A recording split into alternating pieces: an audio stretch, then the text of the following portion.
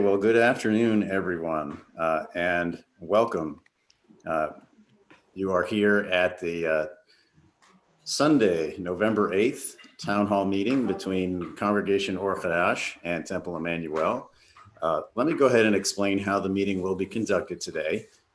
We are scheduled to meet until 4:30 p.m. and with such a large group, we won't be able to have actual conversation, at least verbally. And so everyone except the presenters will be muted. We'll be taking questions through the chat. We have a number of all-star helpers here: Rena Liebeskind, Sarah Bolt, Sydney Ruskin, Donna Beyer. These questions will be sent and announced to the appropriate presenter or person when found through the chat. We'll stay focused on today's topics, but any questions on other areas will be forwarded to myself and Elaine Jones, president of Or Chadash, for later responses. And I'm sorry I didn't introduce myself, Scott Arden, president of Temple Emmanuel. We are also planning a second town hall meeting, and that will be on Sunday, November 22nd, with reports from our Joint Finance Task Force and our Joint Facilities Task Force. So thank you again for coming this afternoon. And Elaine Jones, president of Congregation Or Chadash, will say a few introductory words and introduce our special guest. Yes, thank you. Thank you. Welcome, everyone. And we've come a long way over the last 2 years. It's actually been going on almost that long from the time we first chatted until now about our future together. And, you know, we're already sharing so many things over the last few months. Our religious school is together now and going very well. Our social justice committee is working together. We shared our high holidays together in the middle of a pandemic, and congratulations for our success with that.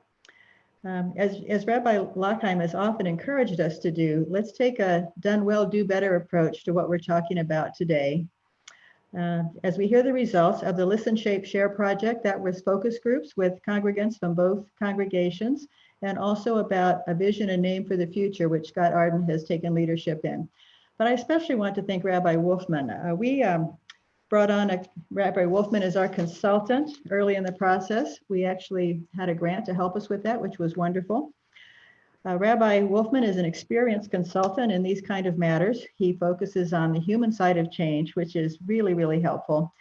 He has a dispassionate view from the balcony, and he also provides us with spiritual support, and he has just been invaluable.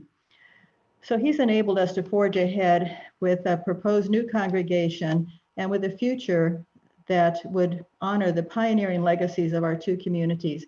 So Rabbi Wolfman, if you could wave to everyone. He'll also be participating in the presentation of Listen, Shape, Share, because he worked with both Beth Sandock and Libby and the whole process. It's a very complicated process. So I'd like to introduce Rabbi Lockheim now, who will give us our Devar Torah. Rabbi? Okay. So at least for me, when Elaine a moment ago talked about listening for the results, I'm sure all of our ears perked up, because that's all we've been listening to for the last week, is listening for results.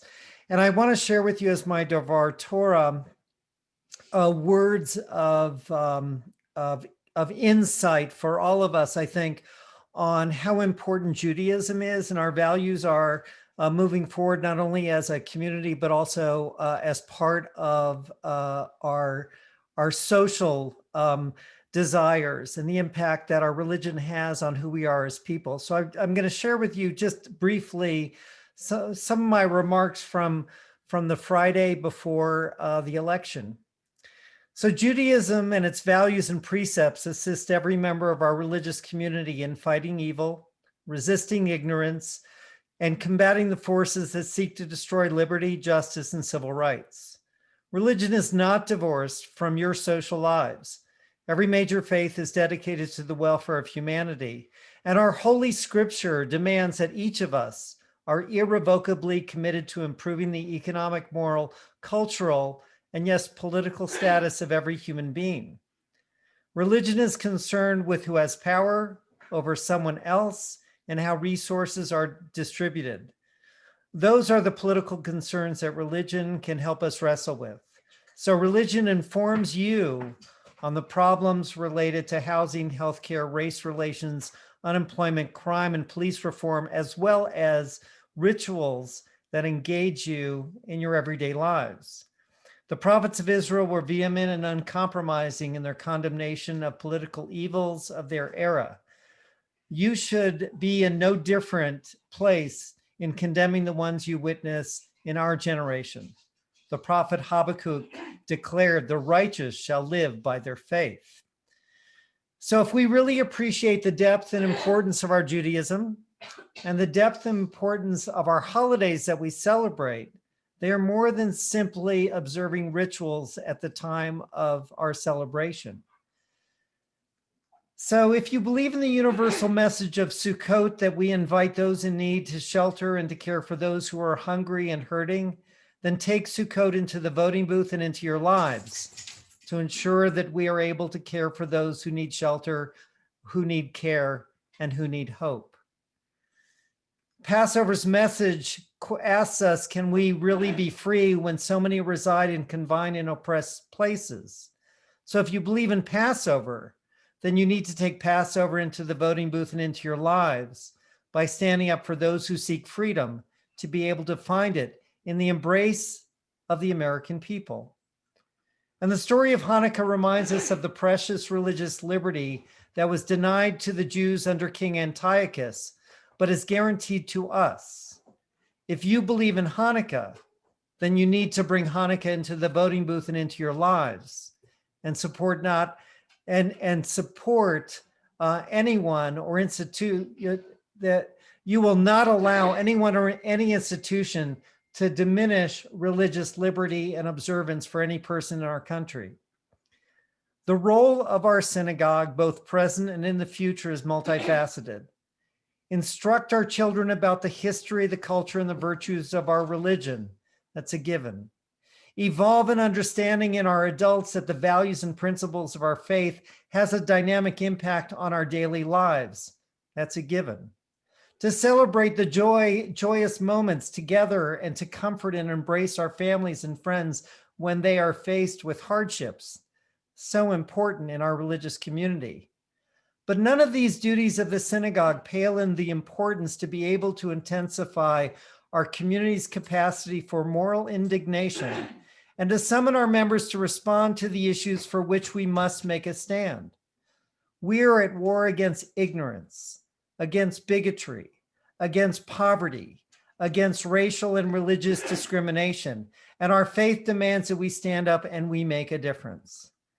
The men and women of our religious community must apply religion to the problems and issues and requirements of living in our free country. So today, we together pray for our President-elect Joseph Biden, our Vice President-elect Kamala Harris. May they strive to have patience in all their undertakings and inspire our nation to work well with all of our fellow citizens toward the goal of caring for those who need hope in their lives. May we work together with all of our representatives in government toward the redemption of humanity through love, kindness, and good works. Eternal our God, we are amply blessed. We dedicate ourselves to bring blessings to those in need. Help us to know that we cannot have joy, we cannot have peace, we cannot have contentment if others do not have hope. This is our vision as it has been throughout the ages. And let us say, Amen. Nice, honey. Thank you, Rabbi. You might want to let Marcia know she's in your screen. We can see her petting her dog back there. Let's see. Rabbi, did you want to make the announcement about Kristallnacht? Or shall I do that? I'll go ahead. Okay. On November 9th, 1938, Kristallnacht, the night of broken glass, the destruction of over 1,400 synagogues began. Today, houses of worship are still under attack around the world. Tomorrow, November 9th, keep the light on in your homes. Together, let us unite the world against anti-Semitism, racism, intolerance, and hatred by shining light over the darkness of hate. We pledge to keep the lights on in our synagogues tomorrow. We hope that you will join this global initiative as well. Let there be light. Scott? Thank you very much, Elaine, and thank you, Rabbi Lockheim. So it's my pleasure to introduce the two presenters for the results of the Listen, Shape, and Share campaign. In fact, three. It's Bev Sandak from Congregation Or Chadash, Libby Quinn from Temple Emmanuel, and Rabbi David Wolfman, who, as Elaine mentioned, we've engaged to help us transition through the human side of change. So take it away.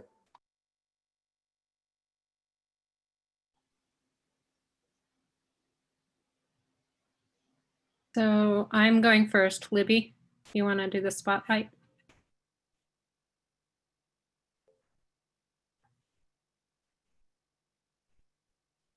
You're spotlighted. Oh, I am. I see a Or Chadash logo. No, you're showing, Libby. Okay, great. Thanks. I see Bev. Okay. Hi, everybody. Sorry about that. Technological difficulties. My name is Libby Quinn. I'm on the board at Temple Emmanuel as the secretary. Starting in July, my amazing partner Beverly Sandock and I worked with our amazing consultants, Rabbi Wolfman, on the Listen, Shape, and Share project. This new congregation is all about us, a family, together, all of us together as a family. So what better way for us to form some focus groups and to ask questions so we can have your contributions, your thoughts, your energy. Beverly Sandock has created an absolutely incredible PowerPoint for us. And I'm going to go ahead and ask her to share her screen right now. And let's make sure we can all see that.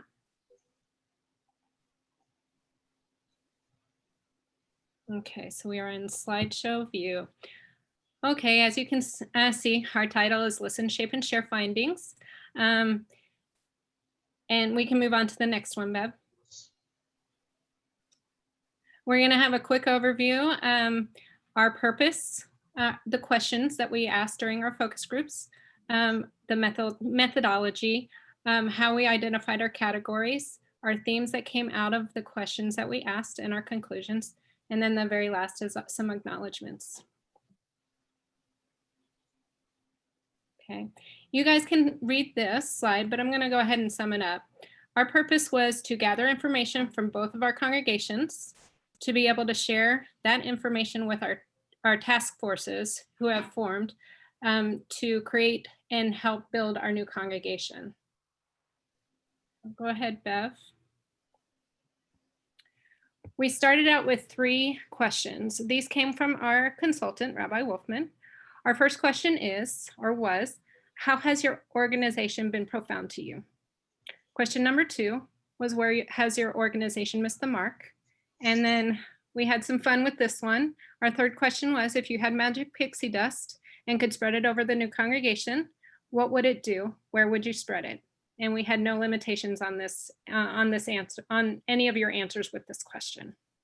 Okay. We began by thinking of categories of different types of groups. As you can see on the right-hand side, we had several different types of categories. We started out by having suggestions from our consultant, Rabbi Wolfman, and we had some extra groups. We eliminated some that he had thought of that just didn't quite fit. But as you can see, we had the whole gamut. We had our boards, we had our clergy, our staff, we had parents, we had youth, we had interfaith, people involved in social justice. We had specialty groups like our Mahjong group, we had our choir group, our men's club group, and a few more. We wound up with a total of 23 groups, about 151 participants. The way we got our participants was we did have some people suggested by our staff, and we also had originally Bev and I created a video, and it was posted on our websites and had gone to an email asking you guys to come approach us. We wanted to hear from anybody that wanted to join us in giving their information to us. We wound up having about 8 to 10 people in each group, plus a facilitator who led our group, a scribe who wrote down everything that our group said. And then I got the pleasure of being the tech group or tech person in each of our groups. Occasionally, I think I did one scribe and one facilitating as well. They lasted about an hour each. However, we did not limit to time because we wanted to hear everybody's thoughts. So if they did run over the hour, we were able to oblige. Okay, so go ahead to the next slide. And I'm going to go ahead and turn this over to Bev. Hi, good afternoon. So we went through all those notes that were collected from all 23 groups, and we read them and reread them, and we began to see categories emerge from it. And on this screen, you can see the major categories that were mentioned over and over and over by the participants in each of those groups.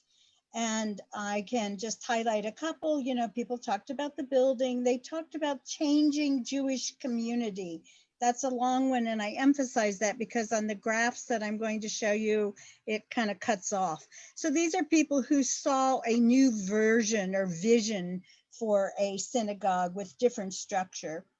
And clergy and communication should be separated. I do apologize for that. Community, diversity, financial, and so on. You can read them and you'll learn more about those as we progress. So our first question that was asked, now remember these questions were asked to all the different groups in the same way. Where's your organization been profound to you? And you can see from this graph, it takes those categories and it tells how many times each of those categories were mentioned. And obviously, and what was most profound, it was the relationships among people and between people. That was incredibly important. 42 mentions out of 161 different mentions in this group.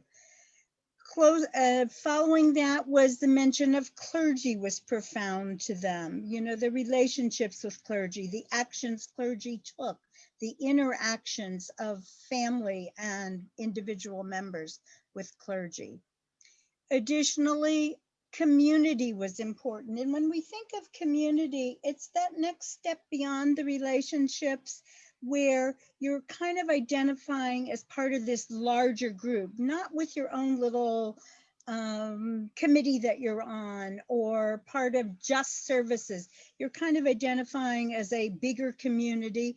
And then also included in that is broader outside of synagogue community. Lots of mentions of working on social justice with the Muslim community or Sister Jose or those kinds of groups. Some of the comments on the 4 top groups, I think just sort of highlight what's important on this. So on relationships, someone held my hand. We followed the Torah around the sanctuary, felt part of it, found my community and friends. Connecting is important. And then for clergy, we found that people liked the support of the clergy, you know, and people mentioned life cycle events. They mentioned simchas and celebrations. They liked that the cantor encouraged singing. There was a music group, so a lot of music was mentioned.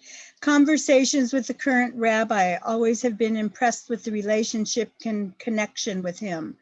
Moments of compassion and empathy. Let me mention one thing about these comments. I don't know who said them or which synagogue these people were from who made these comments. We just got notes. They weren't, you know, there was no identification with person or synagogue. Sometimes you can figure it out, but in general, it's pretty anonymous when we did the coding. Community. Great to be able to find activities that all our family members have enjoyed at one time or another. Made us feel like family, and that was in the school community. Look forward to events outside the community that allow intermixing with other communities. Community makes a congregation. Now, ritual. Lots of people had different things to say, but in general, I would say with ritual and spirituality, people seem to really, overall theme, people really like participation. They like when they're holding the Torah, when they're passing it to someone else. They like the services that they can participate in. I want you to know that all the comments that people made and summaries of each group, each participant group are on each of our websites. So you can go in and read everything for yourselves. And I behoove you to do that so that you get the real feel of what people ideally like and dislike and would prefer in a synagogue. So where's your organization, Mr. Mark? Well, people like to talk about when they're unhappy about something. And they were most unhappy about relationships, which is interesting because they also like relationships. So some people didn't feel included in relationships. These were the 4 top categories mentioned under missed the mark. And people feel more fake and showier versus warm and friendly. Now, again, you know, individual perceptions are reflected here. Didn't attend some services, didn't feel like anyone reached out to me. Missing the outreach program is very important. Would like to resume Shabbat dinners in the Northwest. Don't feel we fit in now, never felt included, even my own son during bar mitzvah. So what's important about these kinds of comments is when you form a new synagogue, how do you plan this in so that people are feeling good about the things they like and correct for the things that people find at fault? Services, you know, again, you've heard these comments, lots of comments about services too long, they're too short, you know, too much Hebrew, not enough Hebrew. Younger interest was interesting. Old people should not plan for younger people. Change with the times. Young people do not necessarily want to be part of an institution. So these guide other committees who are planning a new synagogue. Younger people are not a priority. Dollars seem to be a priority. Welcome children of all ages during services. So these are some of the things you think. I've worked in the Jewish community many, many years, both professionally and as a volunteer, and never before have I had such great comments on interfaith. So I think this is really important to keep in mind about what people are thinking about interfaith and how they would like to be greeted and accepted. Change mindset. Remember that some interfaith families celebrate Christmas and Hanukkah. And they went on to talk a lot about feeling that the Christian side or the non-Jewish side of interfaith marriages was just never mentioned and was too silent. Okay, and pixie dust, we all would like that without regard for dollars or anything else. And here's where people kind of looked at the merger itself. You know, it didn't come up too much except in this question. And the building was second or third, and relationships again was the second most mentioned item. People like relationships and want them, and services. Some representative comments on these mentions on the merger. I'm going to just sort of let you skim over that for a minute. And again, I would encourage you to go to the website and read all the individual comments because you really get a good understanding of what people are thinking.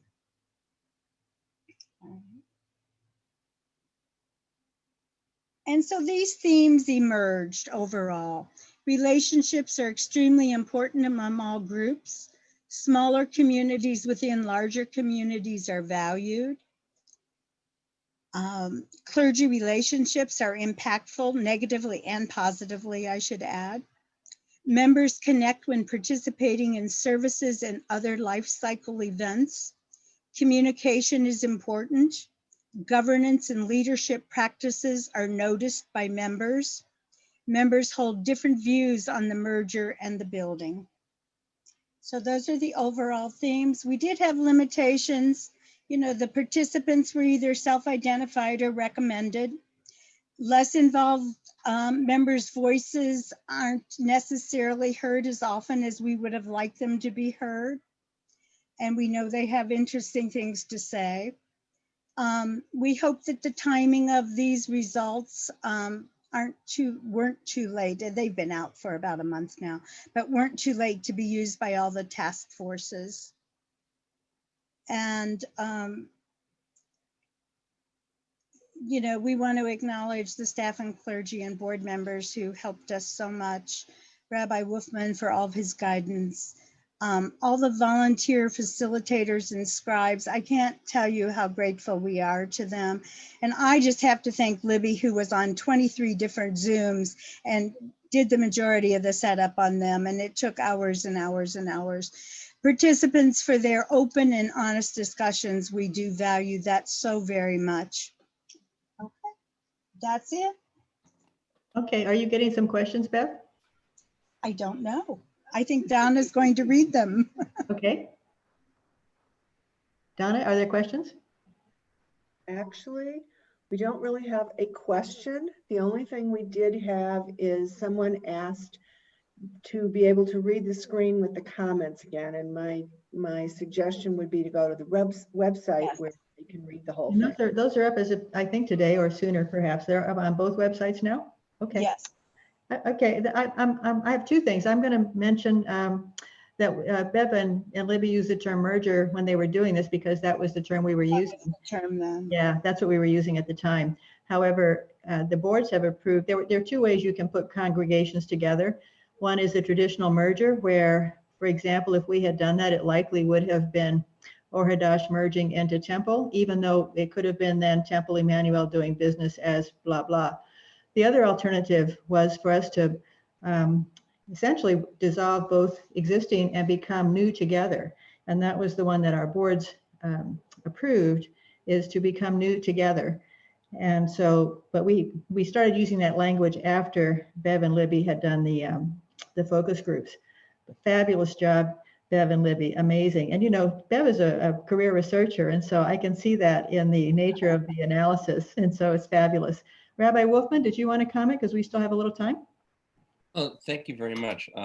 First of all, I'd love to echo the praise that you've just given on Libby and Bev. I've decided that I'm going to bottle them and take them with me when I go to other congregations. No, you can't have them.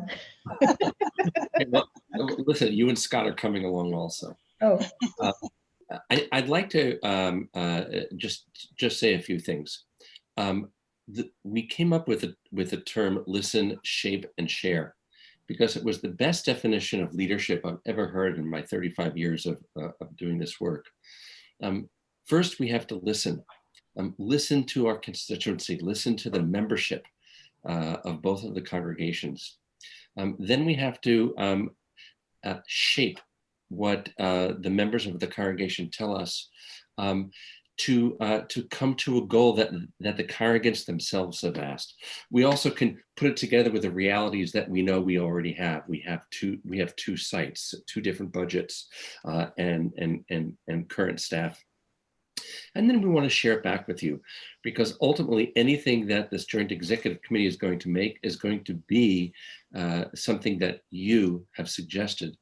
You know, so far you saw that we've heard about 150 different voices in this project. I invite you all, there are 144 of you here this evening. Let's add 144 more voices. Send an email to iwishourcongregation@gmail.com. iwishourcongregation@gmail.com, and just answer that question or finish that sentence in 3 sentences or less, please, because they all come to me. I wish our congregation ... and give me 3 different lines. All of those wishes are also going to be tabulated. They're going to be put into the bucket, as it were, as the Joint Executive Committee builds this new community.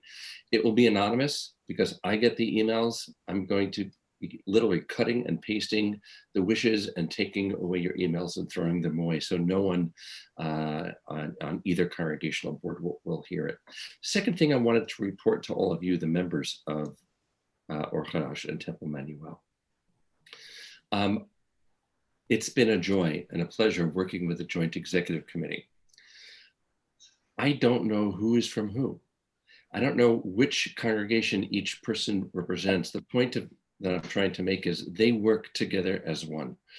They really have created a synergy together, and they can already taste what a combined new community might look like.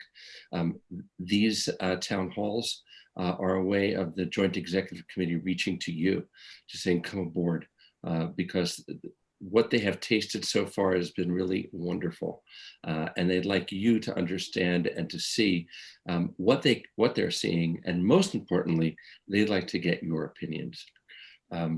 Your rabbis, the cantor, cantorial soloist, everyone in the offices have been really incredible in leading us forward. So I'm looking forward to this journey together. And if anyone has any questions, please send them in. We will get to every single one of them. Thank you. Thank you so much, Rabbi Wolfman. Donna, you have some now? Yes, we have another question, and the question is, how are we going to use this huge study now? Okay, leave that to Libby and Bev. Well, the Vision and Naming Committee and the Mission Committee have already received these results, and they received, we did this August through October, and they've been receiving input all along. It wasn't as formalized as this presentation, so it's been incorporated into the planning. In the future, I assume these kinds of results will be used in programming and designing services and kinds of things responding to what people like and dislike. Thank you, Bev.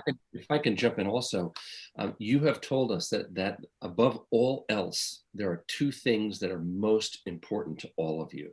You said it loud and clear. One is relationship and community. And so already your rabbis are working on joint programming, so people can get to know one another from each of the congregations. That's critical. Two, loud and clear, you've told us that building is really important, which means we're slowing down that. We're not assuming that originally we were going to sell Or Hadash and fix up Temple Emmanuel and move in. Well, now we know that this is just not just a building, this is a home. And so the committee is going to be looking at many, many different options, because we know that you've said that was important. So thank you for slowing us down in that area so we can redouble that. Thank you. More questions, Donna? Not at this point. All right, let me invite Rabbi Lockheim and Rabbi Salson if you'd like to remark on the findings. I can't see everybody, so I don't know if they're there. Rabbi Lockheim might be sitting on his couch because he didn't actually have a role at this point. I would simply echo what Rabbi Wolfman had to say. The work has been outstanding. The dedication also outstanding. And there's always been a willingness and openness to share with the members. If members haven't gotten everything that they want, it's simply because it's still in the pipeline. I'm also going to pop in, if I may, here, and I'm noticing the clock you leave. Someone sent me a private message and said that they noticed on the 3 pages of the pictures that we have here, very few younger people are here. That's true, and this person said it bums them out. Bums me out too. It's kind of expected also. I'm not going to take your time now. If we want to, I'm happy to do a program for everybody, but we know that there's a difference between the baby boomer generation, which ends at, I'm 60, so I'm at the very bottom of the baby boomer. The Gen Xers, the millennials, and now the Gen Zers. And each one of those generations consume news and consume information in a different way. What we're doing tonight is a very, very, very baby boomer type of program. We're used to sitting down and listening to a presentation. We might have to be a little more creative to find an avenue or an instrument to be able to speak to the millennial generation. And one word about the millennial generation. The millennial generation has just surpassed the baby boomers. What does that mean? It means they're the largest generation of adults ever to live on this planet. That's huge, which means we really have to find a way to reach the millennials and put them in positions where they can share their voice so we can move forward. Someone asked also, what do we mean that we're slowing down on the building? It just means that when this remember, this is evolving. This is an organism. It's ever living. It's changing all of the time. And again, kudos to the Joint Executive Committee, because what they're working on is not static. They can't go from A to B to C to D because A's already changed. And when they go back and revisit A, C has now changed. In the beginning, the congregations had an understanding that Or Hadash would be sold and Temple Emmanuel will be. That was our idea, but it wasn't, we didn't have authority for the decision. Right. Exactly. And now we're hearing just how important place is. And your rabbis will tell you the word place in Hebrew is makom. Makom is also a synonym for God. So it's very powerful. You're telling us that place matters. It means that we have to refocus our energies to find several different options and then present them at the appropriate time. And that will come up at the November 22nd town hall. So we hope to address that further at that point as well. Thank you, though. Thank you. I don't know if you just Can I say respond to something, my Elaine? last one. Sure, go ahead. Just so you all know, we had a wide range, like I said, of focus groups. We had our youth group, which was, we felt third grade up to 18 was best. Anything younger than third was a little overwhelming over their heads. We also had a group that was 20 to 35. We had, I think the next age group would be representative of our parent group. It was just titled differently. And then we had our seniors, and we had empty nesters before our seniors. So I really do think we covered quite a bit of age range, and that these groups were 8 to 10 people, and they were representatives of the bigger groups. And I just have to thank everybody that were on the focus groups. They showed so much energy and compassion and initiation to want to get their thoughts to us. So thank you all very much. Perfect, Libby. Thank you. Rabbi Lackheim, did you want to make any remarks about the Listen, Shape, Share? Because Rabbi Lackheim had one of his, if I'm misrepresenting, let me know, but one of his favorite ideas is an imagination or an innovation committee. And so these results would go to that group as well. Rabbi? No, I think it's great that we've been reaching out to as many facets of our community as we can, and the I Wish campaign going right to David Wolfman's office is such a great idea for those who may not have been spoken to and who have some thoughts. So I'm just really supportive of the entire process, and I am just amazed and so appreciative and grateful for all the hard work of our volunteers for doing everything you've done up until this point. So thank you very much. Thank you. We have one young person on our, well, we have more than one, but I wondered, Emily Joseph, you're not muted. Anything you would like to say about the Listen, Shape, Share or the remarks so far? You know, I hate being pegged as the young person. Well, I said not just you. Libby's young too. There's lots of young people, well, some young people, but you're the one not muted. The work done by Bev and Libby and Rabbi Wolfman has been really, really great. And it's really interesting reading. The presentation only scratches the surface. I really recommend everyone take the time and go and actually read it. I made this comment in chat, but in case people aren't watching, there are at least 3 young people on here who you wouldn't know are young people, because younger people habitually keep our cameras off. So there are at least a few of us around. Well, thank you for letting us see you. Okay. There's another kind of question. Okay. It's a comment, but it could be a question, which is that we are not seeing much attention paid to seniors in the congregations. So if somebody wants to comment on that. Bev? Or Libby? Or rabbis? Well, what I'll say is just to echo what Libby said, and then I want to accentuate the importance of the question. While the population of people watching us tonight is not indicative of the Listen, Shape, Share, seniors did have a group, so we have heard their voice, and we're going to hear more in the I Wish. And later on down the road, should there a new entity be formed, you're going to be doing this again because everything is going to evolve. Here's why the question is very important, because someone asked it. So that means there's at least one empty nester that feels that there needs to be more senior programming, or that there's at least one empty nester that feels that they need more information or they need more communication. That tells me there's a whole lot more than just one. So we even learn information just from the questions that are asked. So thank you very much, and we will be getting back in touch with you. And I would briefly say that there were age groups listed participating, but there were also interest groups, and those interest groups had people of mixed ages, and we had mixed groups composed of seniors and all those other age groups combined. So, you know, there are a few more in there than just the one senior group.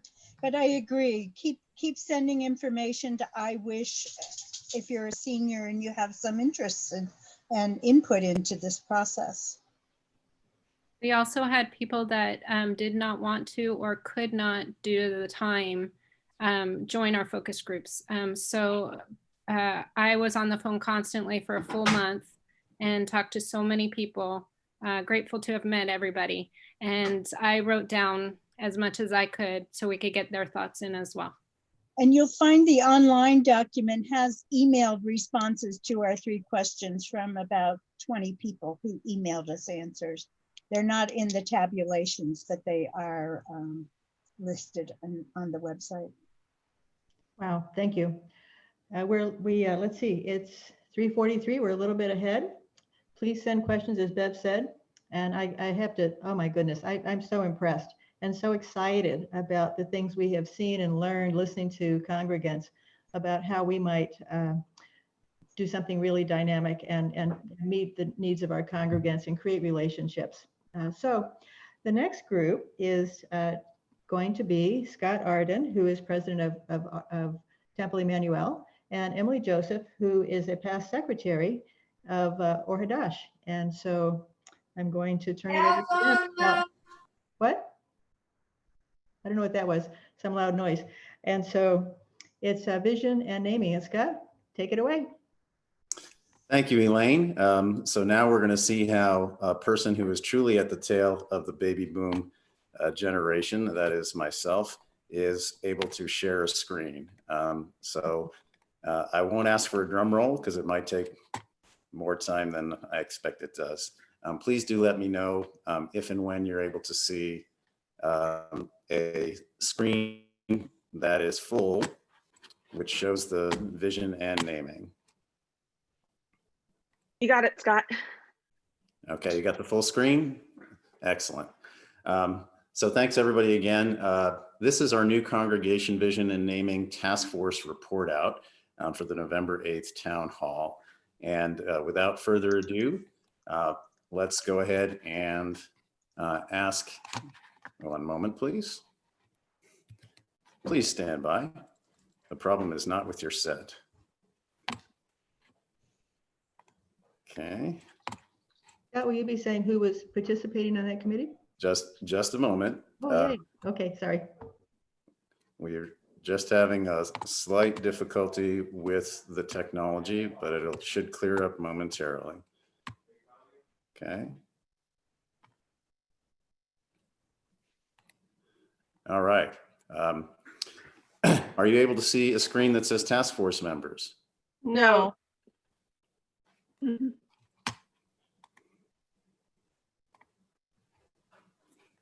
How about now? We're on, there you go. There we go. All right, just a network delay.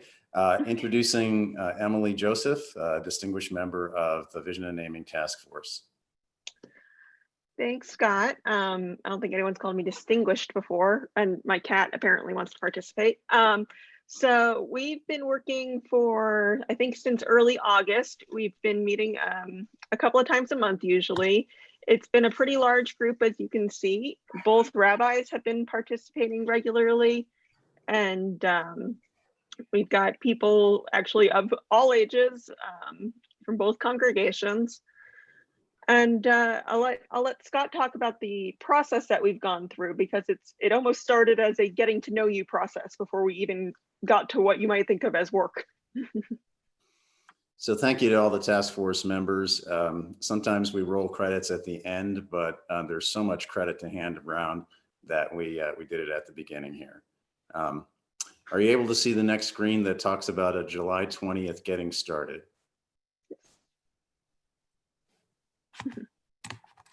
Are you able to see it? Yes. Yes. Okay, wonderful. So where we began was we had a kickoff meeting on July 20th, 2020. And to get started, we had on the table key questions and deliverables. We had essentially 4 major questions that we would want to answer together.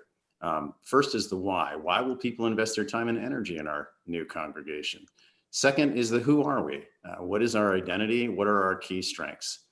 Third is what is our vision in the first year and X years later? And fourth is what image or images will best support our vision?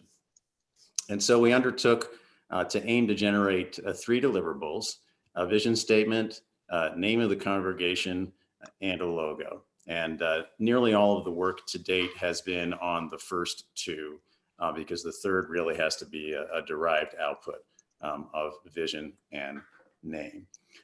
So this is the approach we took from July 20th until yesterday. We have been quite active, and our work is not yet done, so we will remain active. The basic process is to start, to analyze, to listen, to brainstorm, to narrow, and to finish. We started with the key questions you saw. Then we undertook to get our hands dirty with data. We analyzed existing vision statements. We looked at data from the Tucson Jewish Community Survey, thanks to the JCF/Federation for that. We looked at strengths of each congregation, and we did look at results of the Listen, Shape, and Share campaign. And we did a whole lot of listening to task force representatives, particularly to elicit various themes that can be expressed in words to help characterize the new congregation. Next, we brainstormed. We brainstormed some vision statements. We're not finished that process. We brainstormed names as a task force, but then we opened up to a name submission process that I think many of you participated in. It was the Hello, Our Name Is, where you had the opportunity to submit multiple name ideas if you were a member of either synagogue.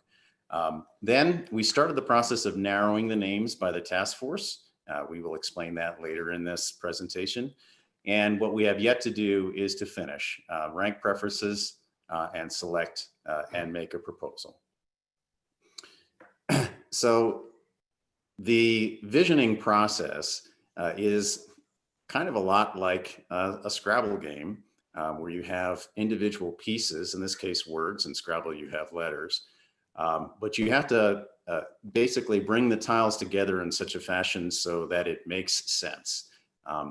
And you can see so many different words here that have been popping up in the context of various examination of various sources. And if you look at the lower right-hand side of the screen, the legend here says that something that's highlighted in blue was Tucson Jewish Community Survey data. That gave us that input.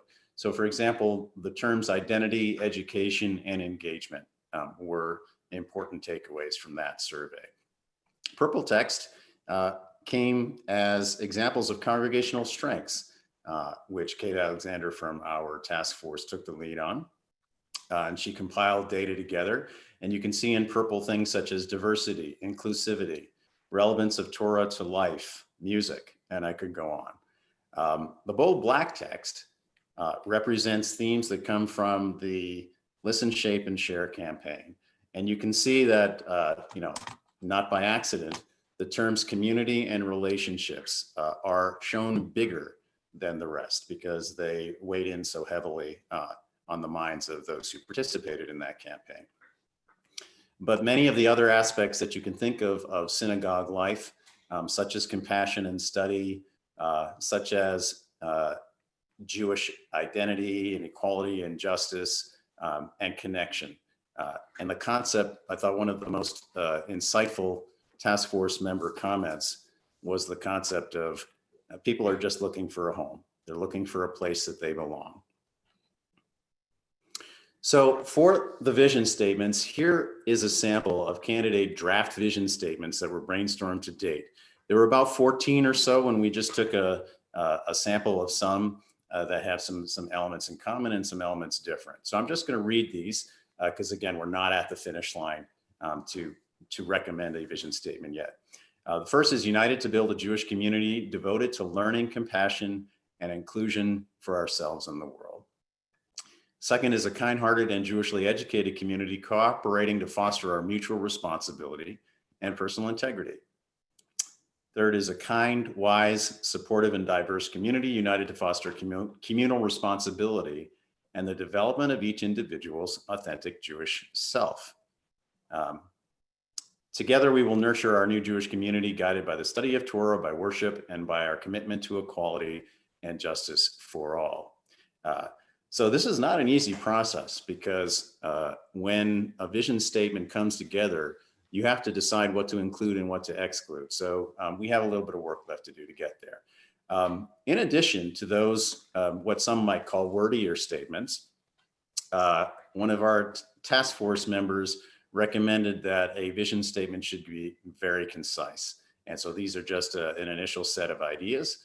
A community for all Jews, a home for all Jews, a center for Jewishness in Southern Arizona, and where all Jews belong. So we'll talk a little bit more later about the future of the process with respect to both vision and naming. But now let's get Emily Joseph back on to talk about the name submissions by congregants and the name candidates to date. Thanks, Scott. So a few weeks back, you started getting emails that had a "Hello, our name is" a graphic at the top, inviting members of our community to submit their name ideas. The button on the form was hit 101 times. So you would think that would give us 303 names because you could have 3 per submission, but that's not how it works. We had a number of blank submissions. We had people who used the other spots to put commentary on their suggestions in. So once I called all that out, that brought us down to 187 name suggestions that I then went through and collated. So if someone had the same name but it was spelled slightly differently, I put them together. If someone had a name that was the same except for a hyphen, I put those together. If someone put the same name in 3 times, that only counts once. And after that kind of cleaning of the data was done, we had 139 possible names. Then the task force at one of our meetings, we started off by everyone looking through those 139 names, which also included some names that were by email, some names that the committee had come up with independently of the submission process, and coming up with our top, each of us, our top 3 to 5-ish names. And that created a short list. That short list was originally around 25. It has now been refined a couple of times, considering things like, is there a synagogue in this town already named whatever the name was? Things that are difficult to spell or pronounce if you're not familiar with Hebrew, things that have associations with other organizations that we don't want to be affiliated with. And we came up with a kind of a collection of themes that the names fit into. And we ended up with, I think this is, yes, 8 names that were suggested. You'll notice none of these really have, except for those two, have a prefix on them. None of them say congregation, none of them say temple, none of them say synagogue, because that's not the point we're at. We're working on what is the meaning that we want our name to have. Then we can talk about, do we even want a prefix, or do we just want to go with you know, the core of the name. So the 8 remaining candidates, which doesn't mean that the name is going to be off of this list. It means that in the current state we're at the process, this is a progress report, that these are the names that are currently being actively considered. So Kol Ami, which means either all of my people or the voice of my people, depending on how you translate the word Kol. Shir Hamidbar, which is Song of the Desert. Kehilat Hamidbar, which means congregation or community of the desert. There were a lot of Midbar names. A lot of different people put in names that had to do with us being in the desert.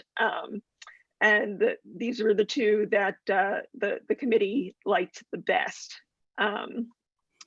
Emmanuel Hadash, there were also a lot of names that were combinations of our existing names. So Emmanuel Hadash means either new Emmanuel or new light of God is with us. Echad means one people, or El or Elohim both mean light of God. So that one's similar to a combination of our name, but not quite. Kehila Tucson, which means congregation or community of Tucson, and Hinenu, which means here we are, in the plural form, as opposed to we're used to hearing Hineni in the liturgy, which means here I am. There were a number of people from Temple Emmanuel who expressed interest in maintaining their name unchanged. So in the name of representing that preference from a few community members, we've got the existing name Temple Emmanuel on the list. And while there was not the same submission for not changing our name from Or Hadash, we include that one as well. Thank you, Emily. Excellent job reporting out. And as you rightly said, we're not done with this process. The next steps in the naming process that we are proposing, and we can only say it's proposed because this has not yet gone before the Joint Executive Committee, but it's proposed by the task force, is to narrow the names to a top X list. X may be equal to 5. For example, not necessarily, the task force will take the lead on that. Make the names list available for ranking by vote. What is your top preference? 1, 2, 3. The task force will make that available, but the vote, according to this proposal, will be by all members, all congregants who are interested in so doing. Rank names and submit the vote would be all the congregants who are invited to participate and who choose to participate. We would count votes and we review, and then we'd recommend a name to include in the plan of consolidation / articles of incorporation. The task force will do that last part. And we do need a name in order to move ahead with the legal paperwork, according to the attorneys that are helping us with this process. So our target is to have a new name recommendation sometime in the month of December 2020. Little too hard to say exactly when. And then just a quick commentary.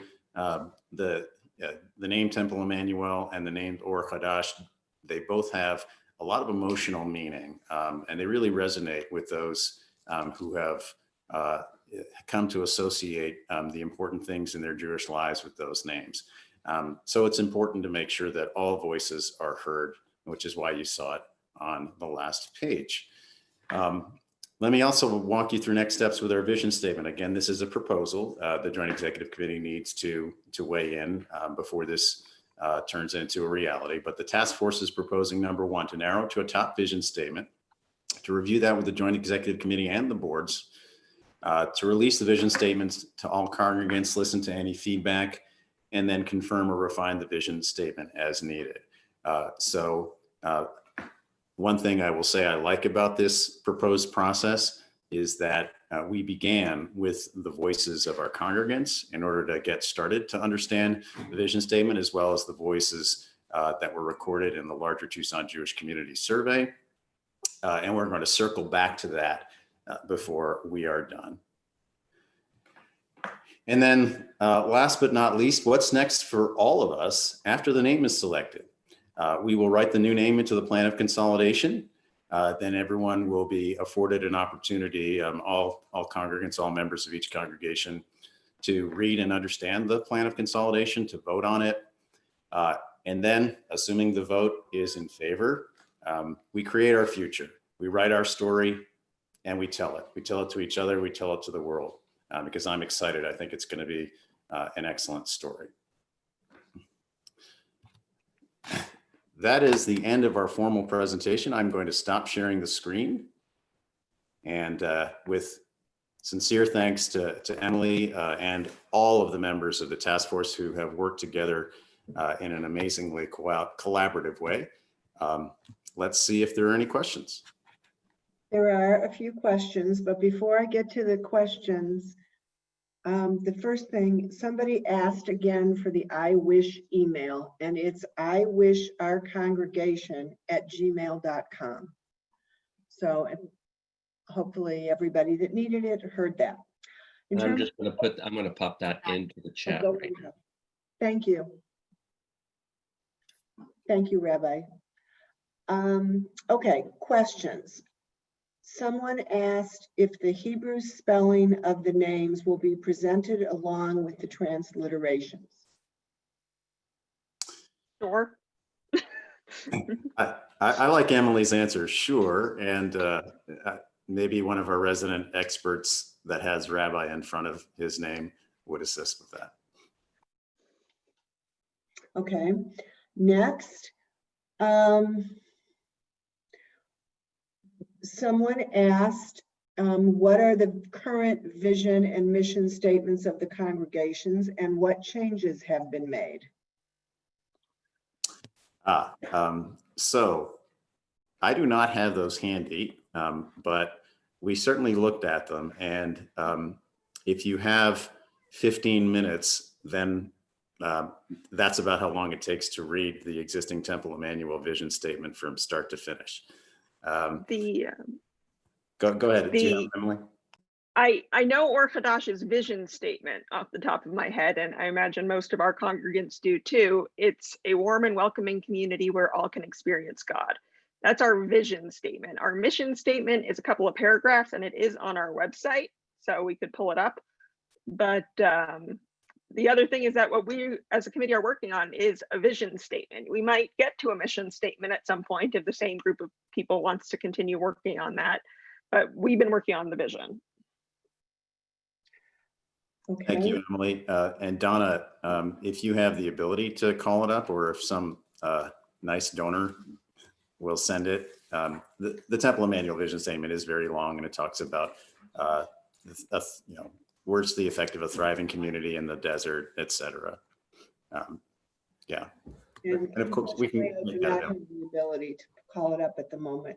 No worries. It only played a light role in this process. It was reviewed in the early part of it, and then because it just doesn't meet the current idea of something concise and perfectly relevant to the current situation, we simply moved on from there. In fact, for both vision statements. So this is the Or Hadash mission and vision. You can find it under About Us. So like Scott said, we did review them, but what is considered a mission and vision statement has also evolved a lot over the past 10, 15 years. So we reviewed them, we talked about what they meant to our respective communities, but we did not really base our work off of them in any direct way. Thank you, Emily. If there's interest though, since that's a question and we said we'll address all questions, I think we should be able to, because we already have done so. We just need to get the file together and make that available to anyone that's interested. Yep. We were asked, where do we send preferences for names and vision statements? So we currently have no formal name submission process because that happened for about 10 days, ending on October 28th. I don't mind listening to people's voices and preferences throughout this process, whether or not we have the the ability to roll with them this late in the process will be up to the task force to decide. But I have no objection if people have late entrants and they would wish to make me aware of them. If you send an email to president@tetucson.org. And later on, the input of congregants will be sought once again on the narrowed list of names, as well as the recommended mission statement. And someone asked, not knowing the history of synagogues in Tucson, why there are 2 synagogues, and is there somewhere they can read about the history and how we ended up with 2? I mean, there's a lot more than 2. There are 4 or 5 Reform synagogues in Tucson at the moment. 7. Sarah Bolt says there are 7. I don't think I could rattle them all off, but so it's a long history. I don't know if there's an easy place that's compiled. Do you, Scott?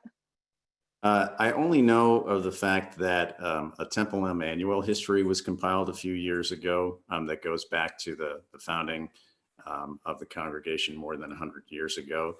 I'm not aware of one that would do justice to all of the Tucson Reformed Jewish community, including the important role that Or Hadash has played in that. We are the 2 largest Reformed synagogues in Tucson. I think I counted, well, there's quite a few, as you said. If we looked at the Jewish Post on the number of Reformed synagogues listed, which included Green Valley, there are quite a few, but we are the 2 largest. And in terms of Or Hadash's history, the one on our website is actually about to be changed. We've been working on updating it in honor of our 25th anniversary. So if you go look at it now, it's a little bit old and not formatted particularly well, but give us a couple of weeks and there'll be a much better one that you can go look at. So thanks, Emily. Once again, this is possible for us to compile and make available for both anyone who is interested and who is a member of either congregation. So may I ask the person who sent the question to ask us what they're interested in knowing before we assume? I don't know the point of the question as far as how it might be important for us to understand. Maybe they could, whoever it is, could send us a little context. That would be welcome. We do have a little time left before we move on to the final agenda item. So please, whoever you are, if you wish to, go right ahead. And in the meantime, Donna, are there other questions for the team? There are not on topic. Okay. Do you want to ask Rabbi Wolfman? Let's invite you, our esteemed consultant, remarks, and our rabbis as well, since we have a little time. Well, as a rabbi, do something quite out of the ordinary, out of the expected, and say, no, I have nothing to say. Okay.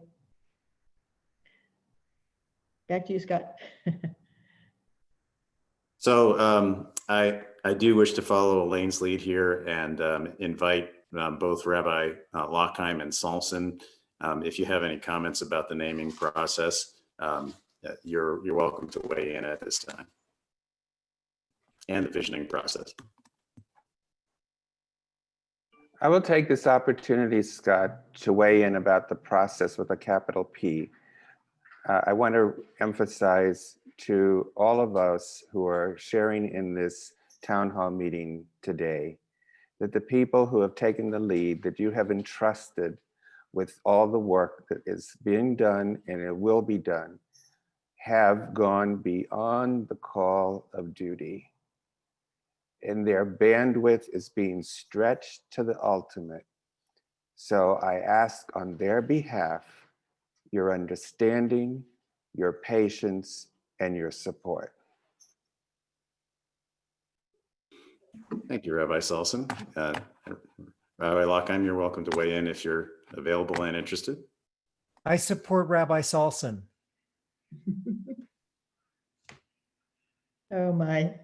Come on, Rabbi, give us a little more. No, Actually, this is, that works listen, for me. yeah, no, it's, I've already said that you don't need any more from me. Seriously, this is Let's ask one of Marcia. the things, Sit listen, back. Let's ask Marcia. so let me just, Marcia. yeah. So I'll let her talk if she wants to, but let me tell you the most important aspect of this is not to have overbearing clergy, intervene and obstruct a process toward transition. You want to embrace as many community members, religious community members who are willing and able and dedicated to do this job so that when we move forward, they're already embraced in the process. They are already committed to the task at hand. And you don't need a rabbi from the pulpit saying, you better follow me. So this is a process where everyone's been involved. Rabbi Salson and I have been there encouraging and hopefully not overbearing in all the different areas that we've been working in. That's our role. And it's really up to you as a community to make a lasting impression on what our future is going to be. So with that, Marcia. Just very excited for the future of our new congregation. I think it's very exciting, and we're really looking forward to it happening, and think it's great. Thank you. Well, Rabbi Lockheim did have something to say somewhere along the line that our name should be something that most people can pronounce. Yes. Yes. Yeah. So Okay, thank you very much. So thank you. And of course, we have a few minutes if any questions come in late. But just a wrap up comment for right now, as we went through the process of trying to envision our future, one of the visions, it was actually one that I put on the table, was more of a mosaic, almost as if you could open a door or a Zoom window and you could see children learning Torah with smiles on their faces. And you can open another door or a Zoom window and you can see adults engaged in education and really wrestling with how to express Jewish values in everyday life. The most important wrap-up comment on this is that the vision is whatever we make it to be, and the reality is whatever we make it to be. We have an extraordinary opportunity to design and shape our future here as a combined congregation, and I'm very excited that we're here to be part of it. Thank you. We just had a question from Samuel DeVore about how soon this might happen. And I also talked to Seth Ruskin today, who asked that we maybe, if we had time, could speak to the idea that we are still moving toward voting in December. And if that happens, then there will be a transition period because it doesn't happen overnight. And so, Scott and I have talked, and we'll be talking further in the next weeks about the idea that what we need to give our congregations in order for them to make an informed vote, what's legally required. However, whatever that is, once we vote, if it goes forward, if it's approved, then there's a transition period. It doesn't happen overnight. And so there'll be, we don't know exactly how long until we have everything in line before it's official. Would you agree, Scott? So thanks, Emily. That was well said. Yes. Elaine, not Emily, it's Elaine. You got it. Did I sorry, it's my baby boomer brain. Short attention span. And just to tip a hat to Rabbi Wolfman, he did a masterful stroke one time and he said, the only thing I can guarantee you in today's Zoom meeting is that there will be something that goes wrong, a technical difficulty. But thank you all for your patience. In a nutshell, Elaine is right. And while the team is aiming to be ready to put a vote to start in December, we're not able to guarantee that because there are many things that are necessary to pull together. But that is a topic for another day. If we have any other questions or with respect to naming and vision, go ahead and tell us, Donna. We do. Question is, will the congregations get an email about the names and mission statements to look at so that they can respond? So it will either be an email or another mechanism for us yet to determine. But if our proposals for both the next steps in the vision and naming for processes are adopted and accepted by the Joint Executive Committee, then there is going to be a communication that allows for a force ranking preference submission with respect to the name, and there'll be a communication with the vision statement that will allow for feedback. Scott, I don't know if people know what forced ranking is. I do, and Bev does, but I don't know who else. Could you? Sure. So that simply means that if, for example, 5 names are presented, you have an opportunity to say, what is your first choice, second choice, third choice, et cetera. And you can't rank them all one. Yeah, That's correct. that's the idea of force. You can't mess with it.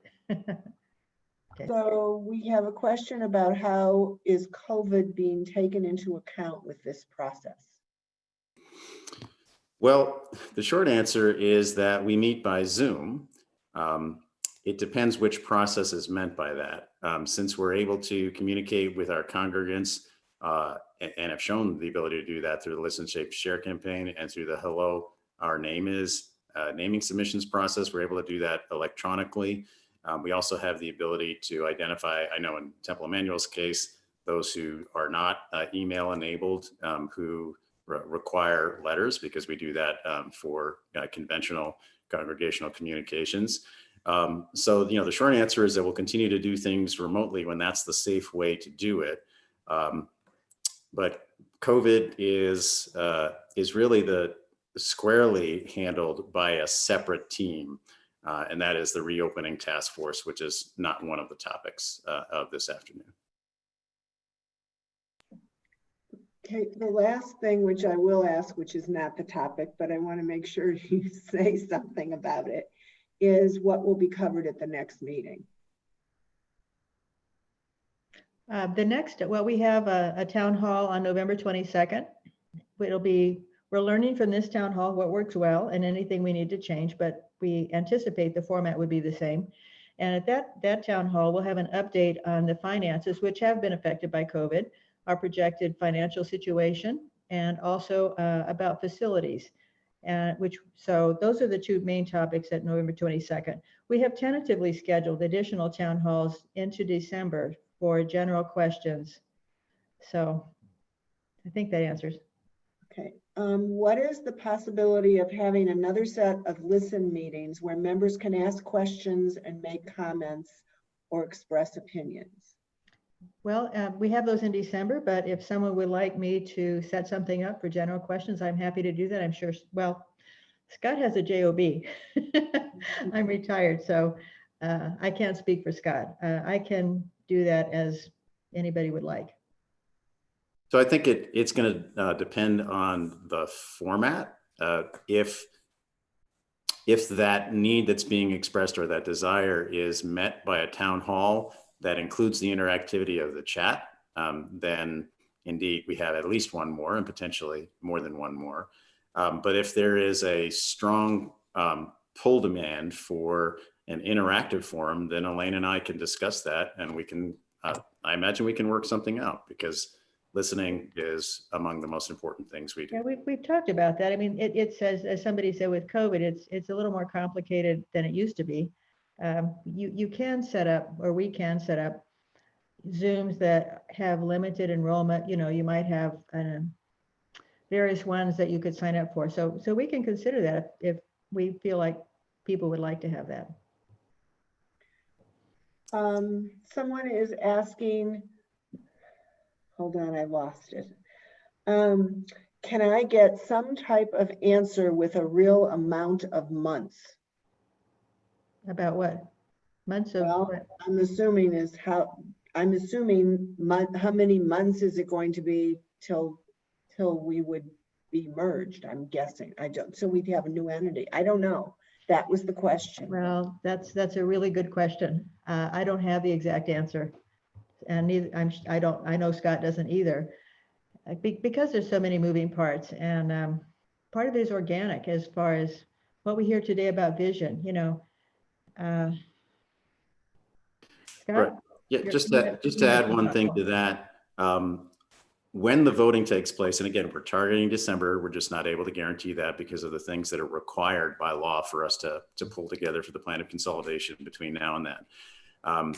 Once the vote is, presumably a favorable vote, there will be a point in time which is the actual dissolution of the two congregations and the legal formation of the new congregation. Our attorneys who are skilled in mergers / combinations will need to advise us in greater detail around timing.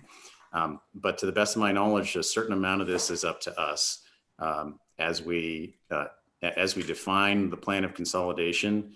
To the best of my knowledge, we are able to put in there our best understandings of timing. And in the chat, there was a question about how many families were members in the two congregations if we were put together. And I thought I would take the opportunity to answer that. And it's somewhere over 700 families. Right. Currently, Rena can answer this. Rena, I don't know, our most current count depends.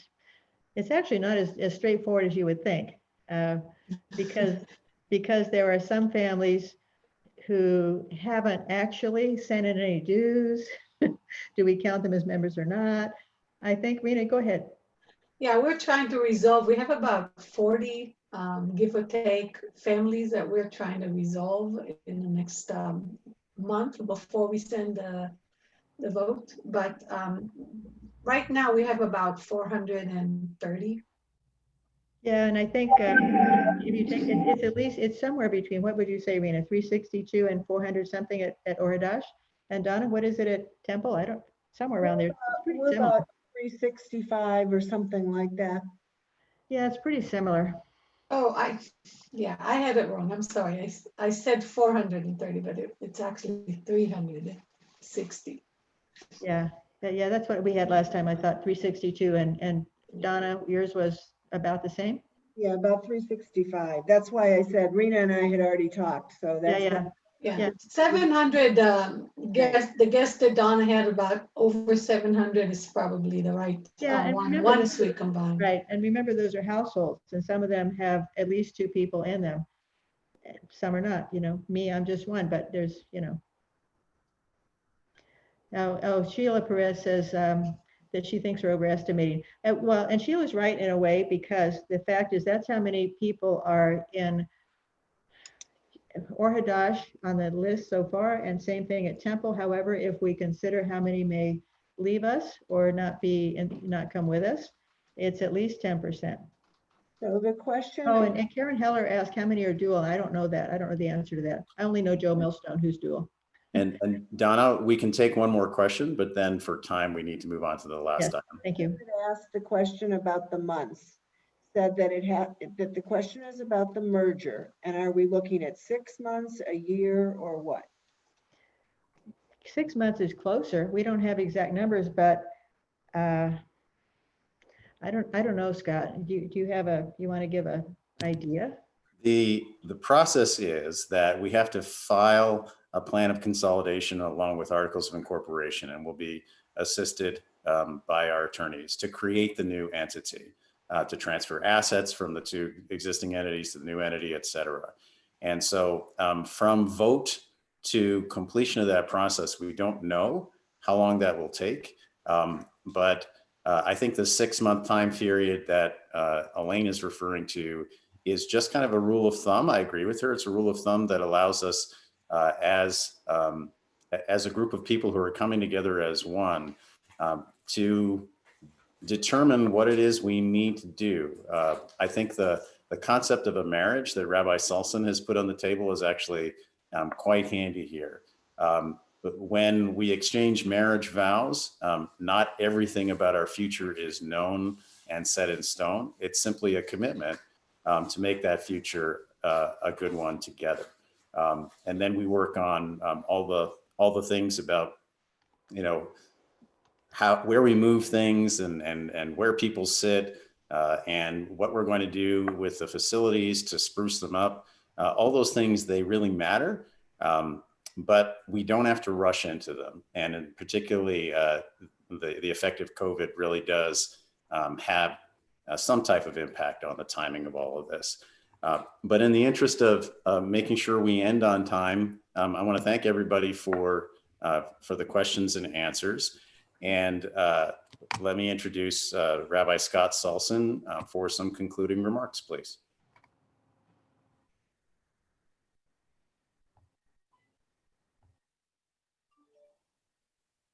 Thank you, Scott. Thank you, Elaine. And thank you to everybody who joined us this afternoon.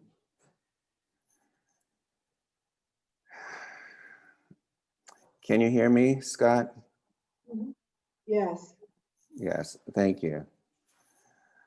On behalf of my colleagues present, and on behalf of all my interim colleagues serving our movement, I want to acknowledge the boldness of our leadership and all those who are present.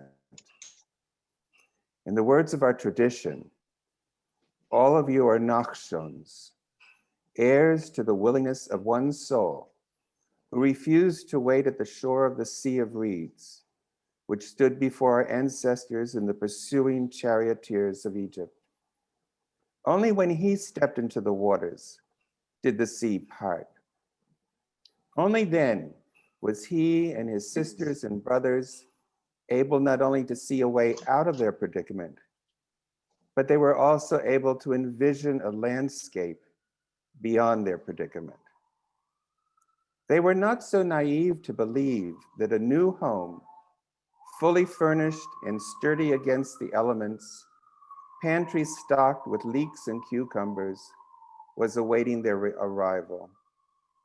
And the periodic wailing during their ensuing wandering, arising from their encampments, betokened doubts about the future, plus mourning for the past, even while they knew in their kishkas that the past offered little in the way of promise. But, and this is a big but, they persevered. Upon completing the reading of a book of the Torah, we acknowledge the fortitude required to understand and integrate the teachings we espouse by exclaiming, Chazak, Chazak, v'nid chazek. Let us be strong and strengthen one another. At the same time, Chazak, Chazak, v'nid chazek affirms our determination to begin a new chapter, to carry on. So I say to you, dear Nachshons, Chazak, Chazak, v'nid chazek. Let us be strong and strengthen one another as we step forward.